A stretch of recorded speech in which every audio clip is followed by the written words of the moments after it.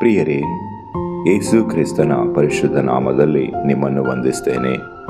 ದೇವರ ವಾಕ್ಯ ಕೀರ್ತನೆಗಳು 4ನೇ ಅಧ್ಯಾಯದ 8ನೇ ವಚನ. ಅಲ್ಲಿ ಹೀಗೆ ಬರೆಯಲ್ಪಟ್ಟಿದೆ: ನಾನು ನಿರ್ಭಯವಾಗಿರುವುದರಿಂದ ಮಲಗಿಕೊಂಡು ಕೂಡಲೇ ನಿದ್ದೆ ಮಾಡುವೆನು.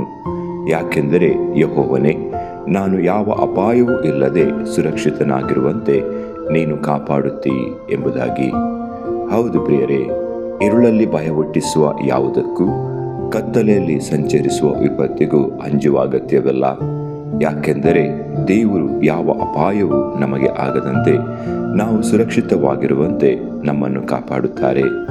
ನಮ್ಮನ್ನು ಕಾಯುವ ದೇವರು ತೂಕಡಿಸುವುದಿಲ್ಲ, ನಿದ್ರಿಸುವುದಿಲ್ಲ.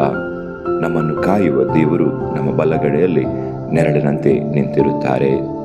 ದೇವರು ನಿಮ್ಮನ್ನು ಆಶೀರ್ವದಿಸಲಿ. ಯೇಸು ಕ್ರಿಸ್ತನ ನಾಮದಲ್ಲಿ ಆಮೆನ್.